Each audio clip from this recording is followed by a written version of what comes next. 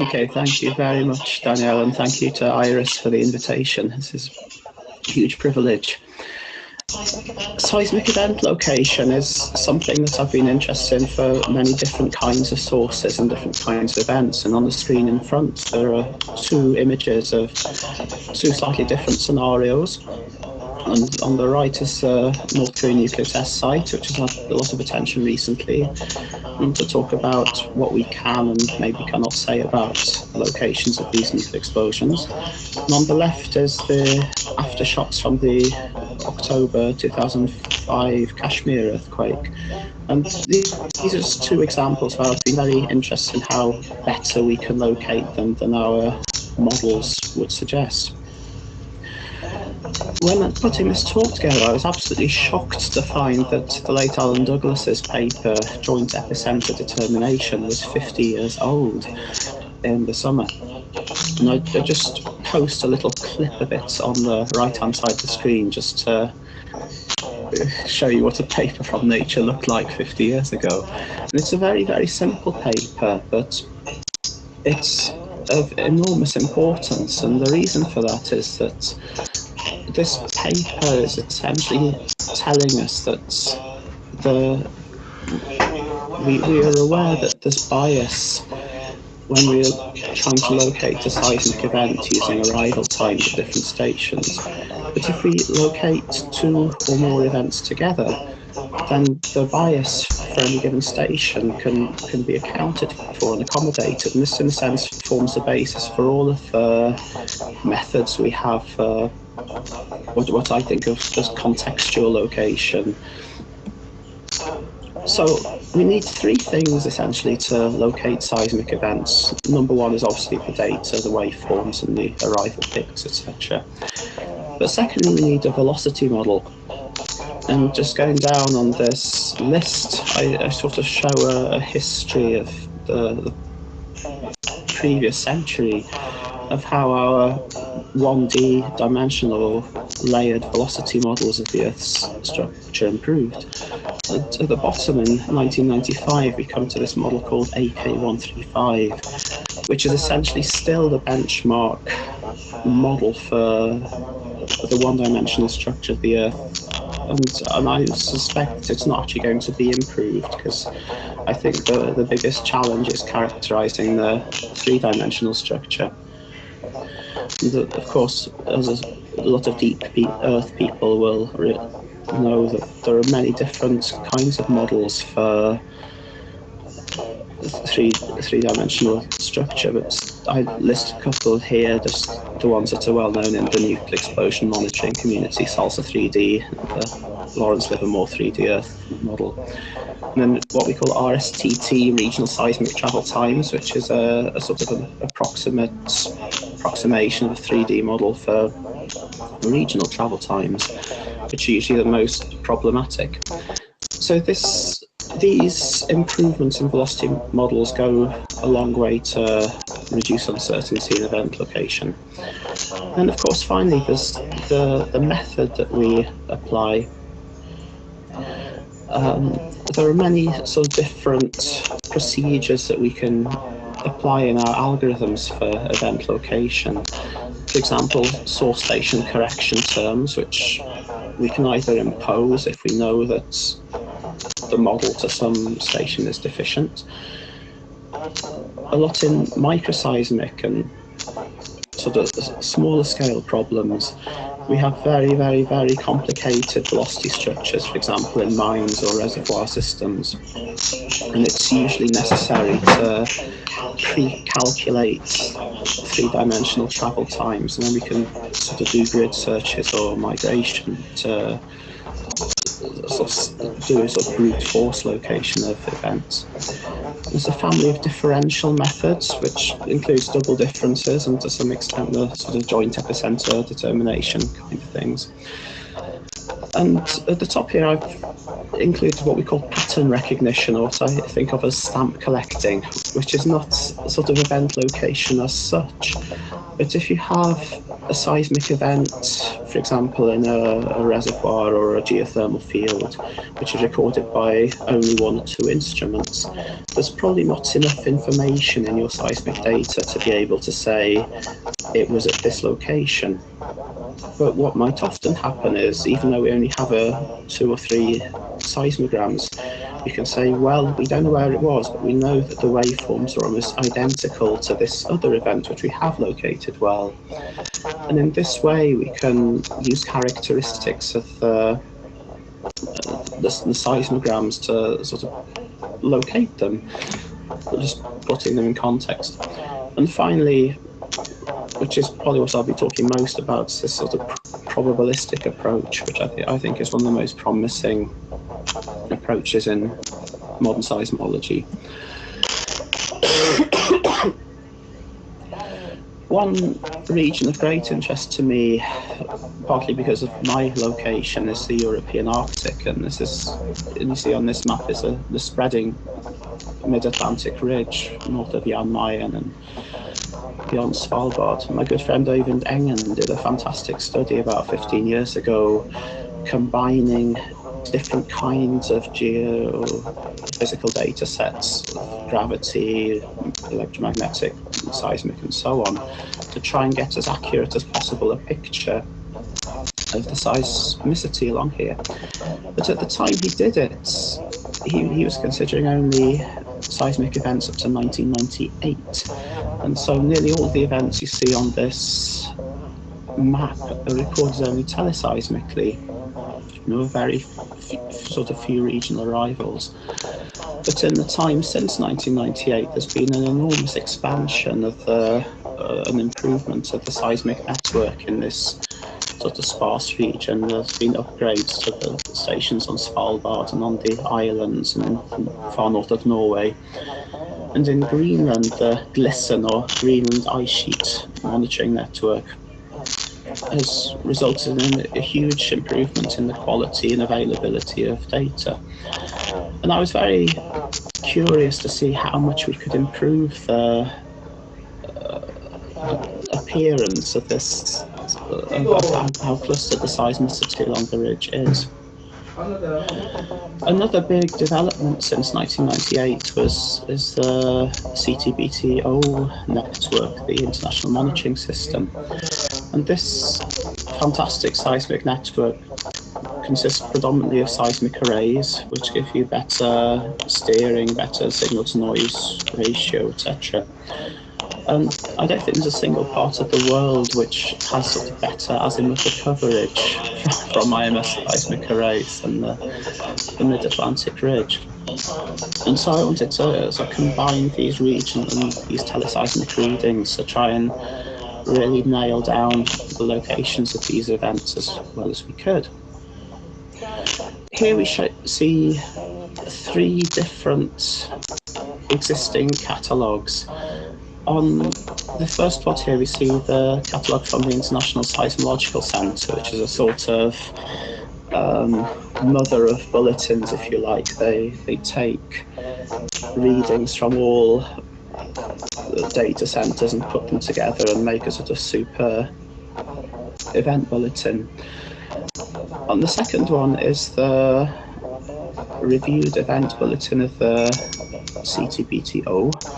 So this is different in that it only consists of phase readings from IMS seismic stations, and there are other provisos attached to whether an event is included in this list. Down here we see the NORSAR regional event solutions, and it's kind of a bit unfair in a sense. So it looks like that's the least favourable distribution, but we have to remember that this has taken over a period of 20 years, and the number of stations available for this bulletin has changed enormously since 1998. So the spread of epicenter estimates actually is much to do with the time and the network on which the readings were made. And down in the far corner is what I wanted to add to this, I took thousands and thousands of readings from all of the stations I could get my hands on in this reading, and tried to locate them. And what I was hoping was, with this wealth of much more seismic readings, we would get much better distribution. And the sad truth is it isn't really much better. There's as much spread as we could see before. So along came this wonderful location routine from Lawrence Livermore called Baselock. If you don't know it or use it, I really recommend having a look at it. And whereas most seismic location algorithms take one event and locate it, so event by event, Baselock takes dozens or hundreds or even thousands of events and calculates a joint probability distribution for the locations and the origin times. But in addition, it actually seeks corrections at travel time predictions, in other words, deficiencies in the seismic model applied. If we go back to the solutions we saw on the previous slide, here I show two different colours. They're exactly the same events and exactly the same phase readings, but I've used two very slightly different seismic velocity models to locate these with. Both of them are applicable to the European Arctic in the sense the FESCAN or Fennoscandian model is based on mainland Scandinavia, and the Bari model is sort of optimised to minimise travel time residuals in the Barents Sea. And you see, for any one event, if you use the Bari model or the Fennoscandian model, the location estimate falls in a slightly different place, and which just sort of adds to the spread. And then when you run the Baselock program, the results kind of astounded me in a way, not just because of the compactness of the solutions, but the fact that it didn't actually matter the exact form of the velocity model applied. The Fennoscandian and the Bari solutions fall almost at the same place. And the reason for this is because corrections to the travel times predicted by these velocity models are being calculated implicitly within the program. And to illustrate this, you become suspicious when you see such a great improvement thing. Well, it's Bayesian, is it just putting events where it thinks they ought to be?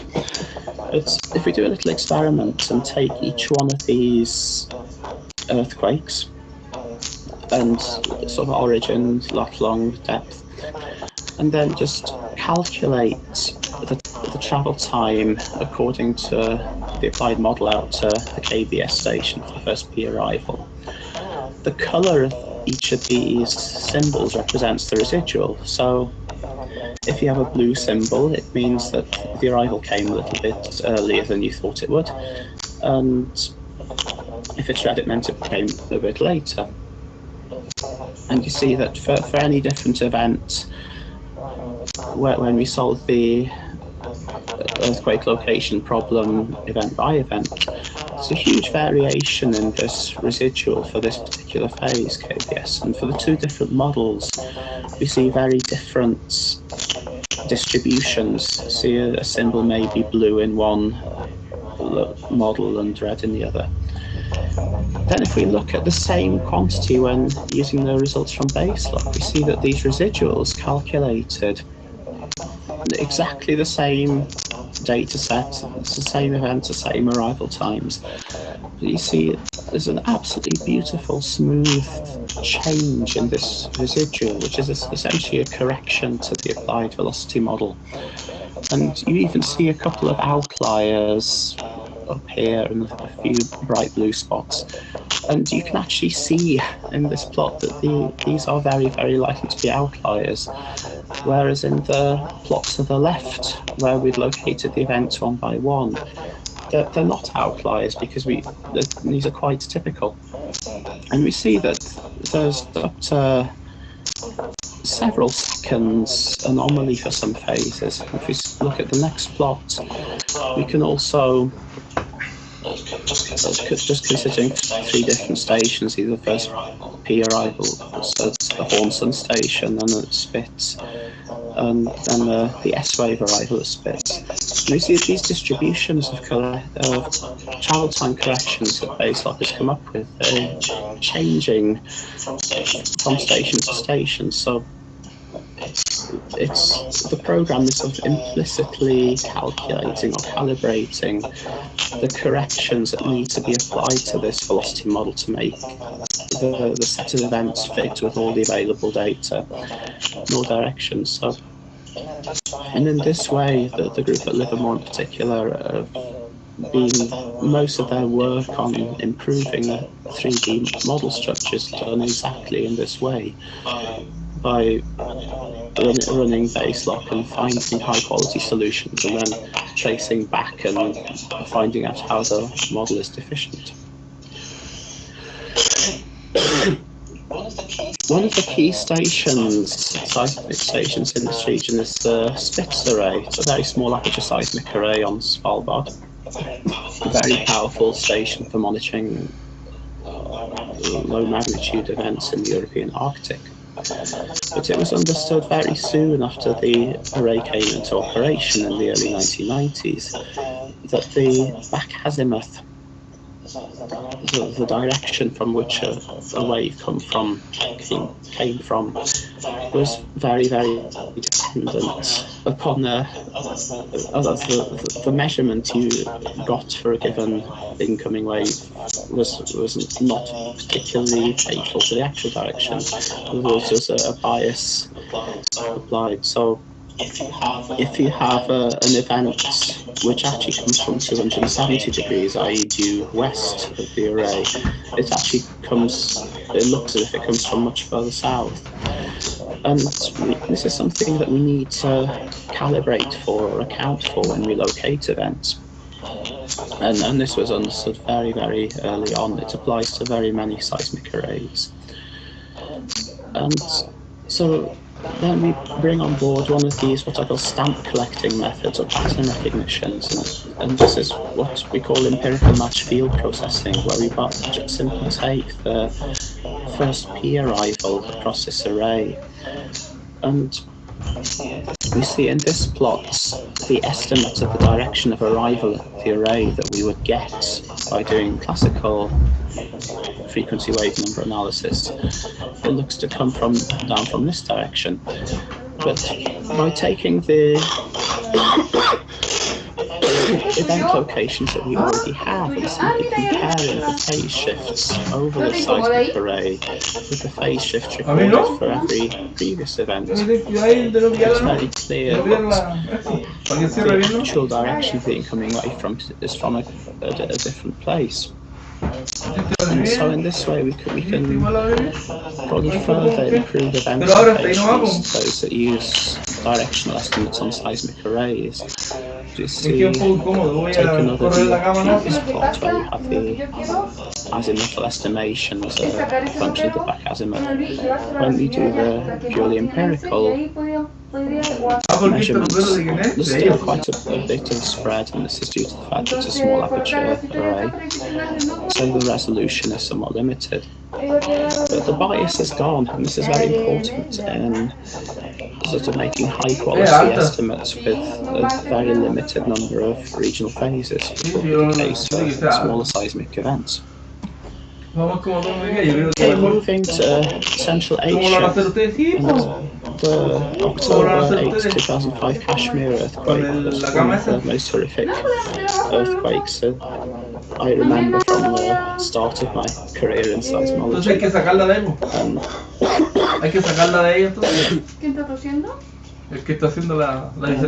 I made a big issue of studying the sequence as well as I could.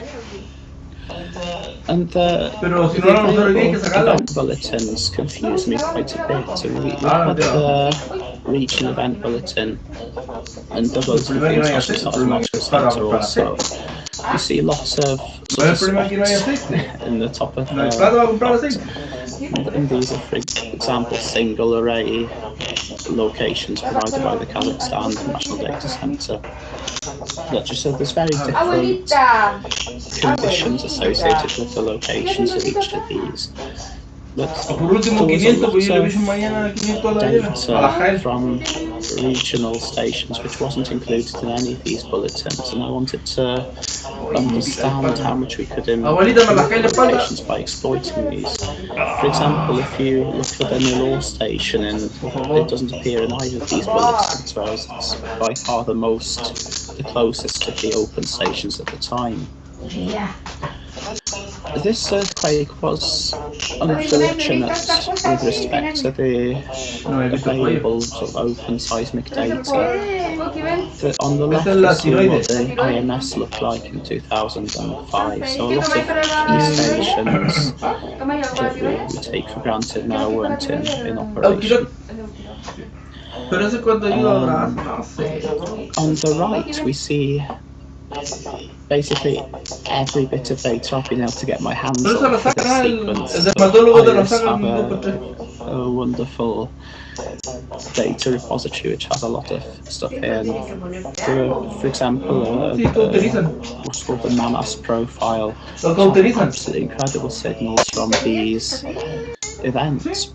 Of course, the azimuthal convergence provided by these networks was very unfortunate with respect to this particular sequence. So I wanted to try and find a way in which we could exploit all the seismic data available without introducing bias, if at all possible. So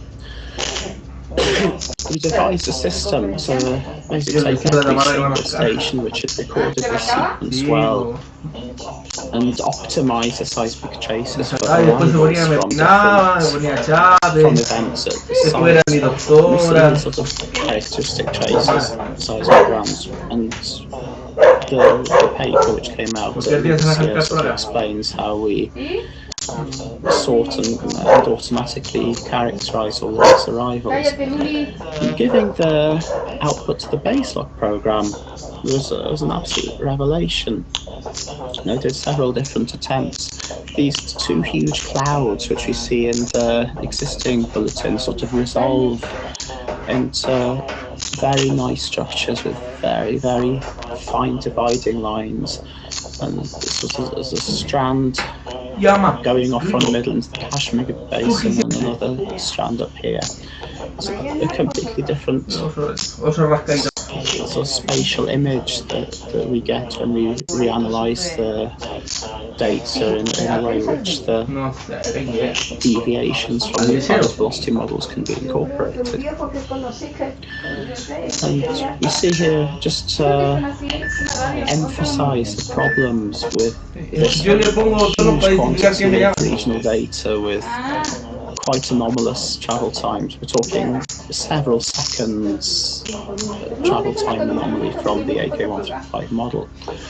If you apply the static corrections which you get out from the baselock, you see a very much more sharply defined epicenter estimate. And if you don't apply these corrections, if you just throw in all the data together, then the estimate ends up 30 or 40 kilometers away. And these are big events in the over magnitude 5, so we should be able to locate these well. Now, apologise to all people who are part of the End Rainbow movement. I'm afraid I made this plot before that movement really took place, so you'll have to bear with me. And in the same way that I wanted to post-evaluate all the ridge events by calculating travel time residuals, I just wanted to try to get validation of the relocations for these aftershock events simply by calculating the differences in the travel time between the station to the north and the station to the south. I think you should probably see a much healthier looking rainbow on your left than on your right, which sort of gives me confidence in the solutions obtained. And the same by finding global CMT solutions, local mechanisms for those events for which they're available. You see what the relocation look like. They're quite significant. Non-relocations, you see that events with similar focal mechanisms do seem to cluster very nicely. And this is entirely sort of independent solutions, and these are just put events that look like they are sort of strikes the properties that end up in one place. Whether it's real or not, I don't know, but it gives us confidence, I think. Okay, on to another situation which unfortunately has been in the news a lot recently. It's the North Korean nuclear test site. So why are we particularly interested in accurate event locations at the North Korean nuclear test site? And the reason is largely because the events take place in very steep mountainous terrain. And so accurate relative event locations will help us to locate these accurately in absolute terms. Give us some degree of control over the overburden, the depth, which will have consequences for how we estimate the yield. Cuando sea rico voy a comprar una consola con salida USB. Being in a desert where it was all flat, it would be probably of purely academic interest as to relative location estimates, but it's quite significant if we move an event 300 or 400 meters in any one direction, just because that has a huge influence on the potential overburden. So it does matter.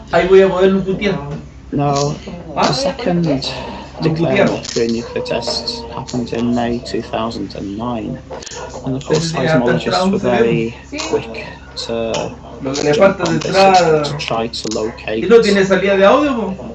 event number 2 relative to event number 1.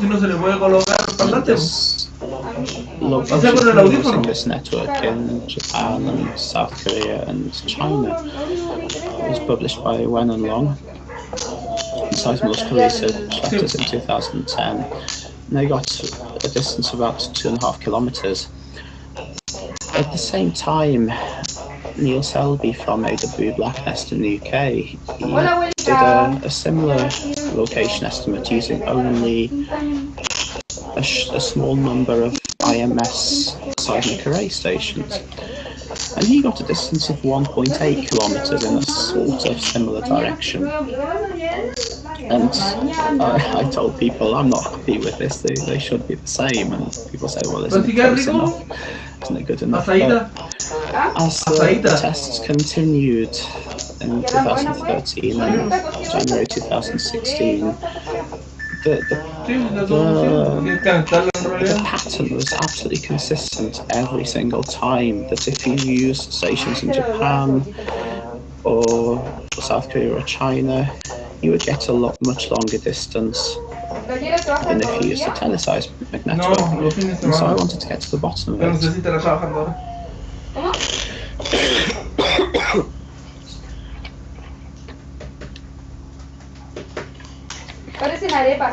Now, on the left side of this image, we see the North Korean nuclear test site in relation to all the seismic stations of the IMS. And then to the right, we see what we call the slowness projection. If you imagine yourself standing on top of the North Korean nuclear test site, which is not a place I want to be, looking north, what you see is sort of the view looking down into the earth, and where you see your continent is where is sort of the direction, the speed at which the wave you're at will travel. So you can probably see the United States and Canada sort of inverted here in Greenland, and Europe back to front, and Africa and Australia upside down. So it's a kind of reverse image. So vertically down, the wave just goes down vertically, but at all these other angles you see the direct sort of teleseismic P phase, and further around at the outside is of course all the regional phases which are traveling much slower across the slower apparent velocity, going to Japan and China, etc. And this so-called slowness map is of huge significance when we're doing double difference kinds of locations. This is essentially a model telling us how far our wavefront is traveled in a given time. So when we make a differential time measurement, this is essentially telling us the distance supposed. And what we know is that this map of how the wavefront should be leaving the test site can't be right. And we know it can't be right exactly because if it was, then the two images in the previous slide would be identical. And they're not identical, and they are consistently and demonstrably not identical. So what this is saying, in other words, is that each of these predicted slownesses is not quite right. There's a slight adjustment that needs to be made to the speed and direction in which the wavefront leaves the test site to reach these places. And we came up doing multiple inversions and searching absolutely tiny sort of time measurements. We came up with a set of what we call slowness correction factors. We simplified the model to assume that the wavefront was leaving in the same direction, but probably at a different angle of incidence, so with a different apparent velocity. And here we're looking from north to east, south, west and north again. The red symbols are regional phases using inversion, and the blue symbols are teleseismic. So here we see Japan and Australia down here. Asia and North America.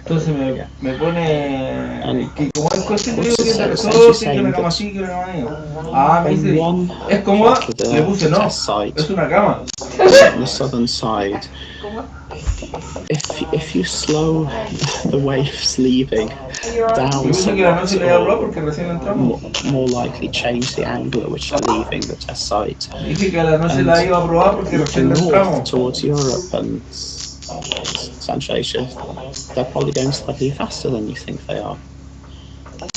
This is the model which better explains the double difference time measurements anyway.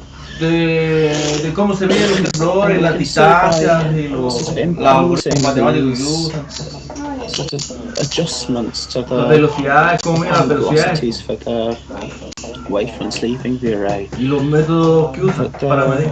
Preferred position moves a bit towards, and there's a lot more confidence in this position than this position, simply because the residuals are smaller, and it becomes far more robust to the set of stations used to solve it.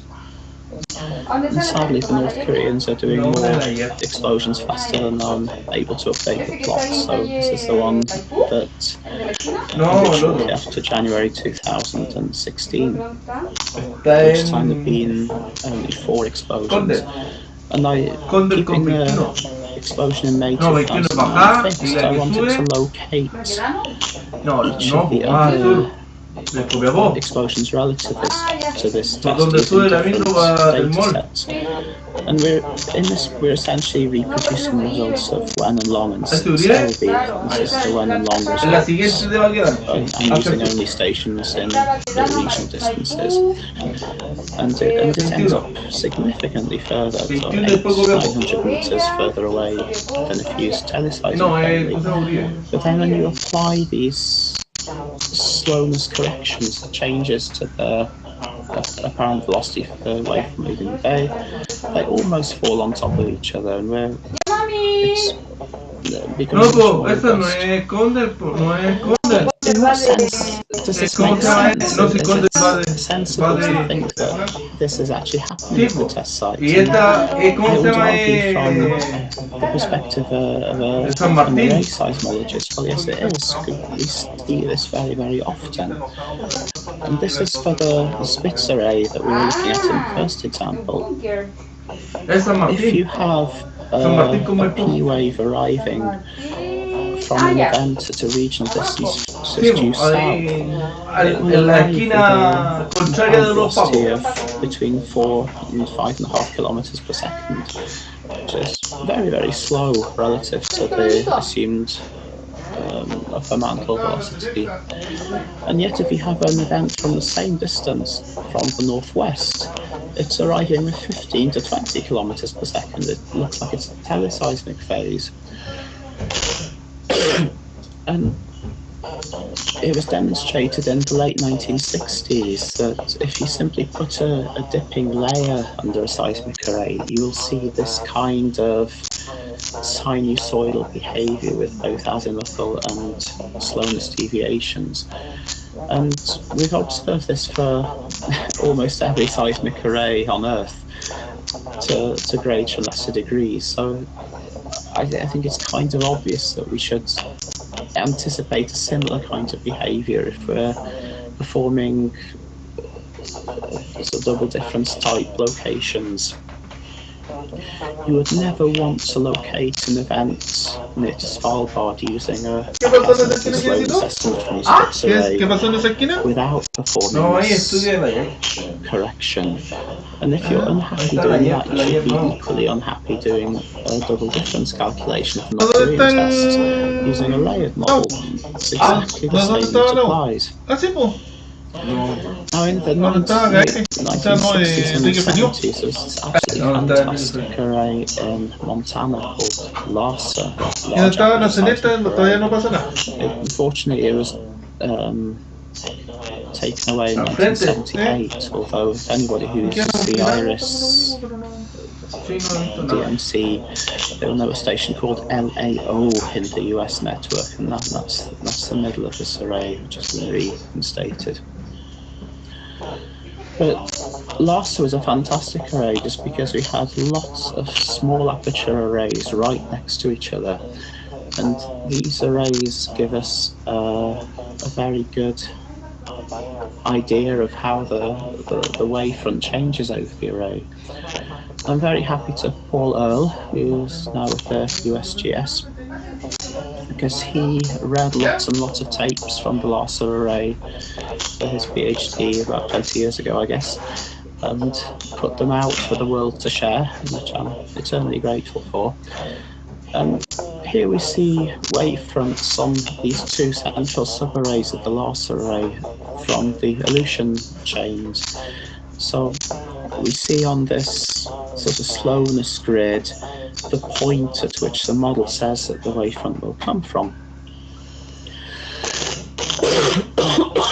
But if we perform FK analysis and we measure the back azimuth and the velocity from which this wavefront approaches using the A0 subarray, it comes much slower than expected, at almost the same back azimuth. And if you take the B2 subarray, which is only a few kilometers away, you see a significant sort of off-azimuth error, and it's actually going considerably faster. And just by considering lots and lots of earthquakes from the same region, you see from these two subarrays of Larsa, they're absolutely consistent patterns, but there's no way we can know this without measuring it empirically. And I think we need to have in mind that the same may apply to the source regions. From a purely scientific point of view, the North Koreans have been very kind to us in providing multiple events. And with 5 explosions having taken place, this is essentially a seismic array, but it's a source array. And the problem of event location and timing is essentially the situation that you have deployed a seismic array out in the field La velocidad y la You distancia de to los note sismos. where your Ajá. instruments were, and the timing on each of the instruments is consistently wrong. But on the other hand, No this sé si estás very sirviendo, badly si deployed no, array has si no, recorded several hundred perfectly located and timed earthquakes. So this is kind of a reciprocal problem. So the problem is, okay, where are my sensors or where are my explosions? And we can solve this as a sort of classical array processing problems using the time intervals. On the left-hand side, the grey symbols there are the sort of my favourite locations for the first 5 events that we get using these slowness corrections. And I've now thrown away the slowness models and the corrections, and I would say, okay, where should we place these events to optimize the plane wavefront for each of the receivers? And I fixed the apparent velocity to exactly as AK135 says it should be. And this is what happens, it throws them out again. So you have this 2006 event, again ends up 2.5 kilometers away. But if you then iterate and change the rate of change of time of each of these gradients, such that you always, instead of enforcing the slowness according to the model, you are solving for the slowness which best fits the arrival times, you end up almost back where we started from. And this calculation is not making any assumptions about the velocity structure, it's simply making assumptions about a common wavefront. And you can actually, by sort of considering this source array and classical array processing, you can actually measure the slowness at which the wavefront appears to be leading. And sure enough, you see for Matsushiro in Japan and Alice Springs, it seems to be leaving the test site slower than we think it would be. So this is kind of the last slide in a sense. This is kind of the image I'd like to leave with you of seismic wavefronts approaching an array, but could equally be leaving a set of seismic events which we want to locate. And we know the directions and the speeds at which these wavefronts ought to be leaving the test site or arriving at the array, but we know from years of seismic array observations that the truth is a lot more complicated because there's a lot of structure right at the source, and I think we need to start probably rethinking the double difference kind of methods with this in mind as a sort of, and I think the probabilistic approach we saw with base lock is probably a good place. It's just a summary. Our knowledge of Earth structure is getting better all the time, but it's not going to be perfect. There's not seismic data every place we want. There are not events everywhere we want.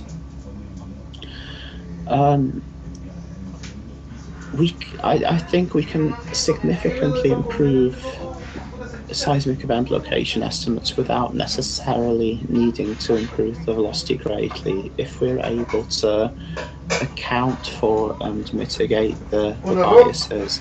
There are many different, I mean, base lock is the tool I've used, and the SSST algorithm, which, and if anyone wants a good master's thesis program, I'd love to see the same set of earthquakes and recordings being analysed both with base lock and the SSST algorithm, because I think they're essentially doing the same thing. They're calculating implicit corrections to the applied velocity model. So I would hope that it would give essentially the same results, and if they don't, it might give us a clue as to the performance or the applicability of the algorithms. So I think I've had very good experience using the probabilistic algorithms for covering regions of the world where we have difficulty in predicting travel times, particularly if we're a long way from the events, like on the Mid-Atlantic Ridge, or with very complicated structure and very poor station distribution as within Kashmir. And I want to think a little bit of caution of the double difference type. Can we validate all of the estimates we make with different kinds of measurements and try and build a more complete picture of the accurate relative location estimates? I think I'm done. Well, great. Thank you so much, Steve. That was wonderful. Okay, Thank you so much for working through your cold.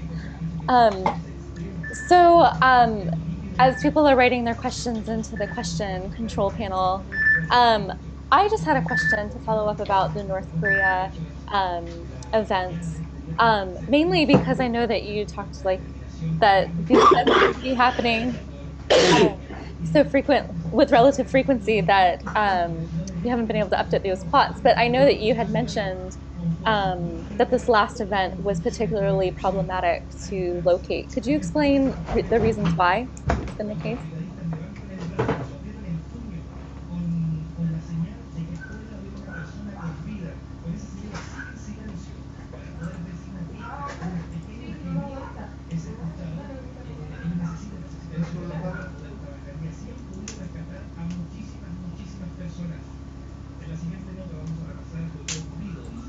Are you trying to go back, Steve, and you're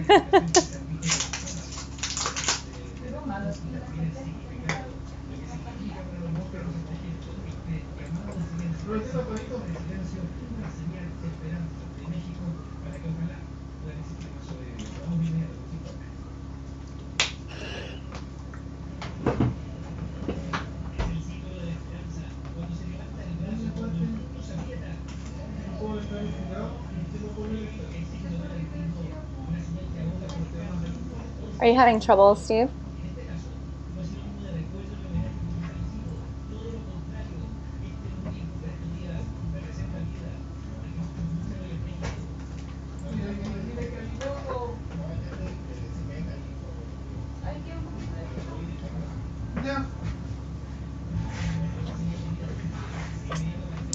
What I'm trying to figure out.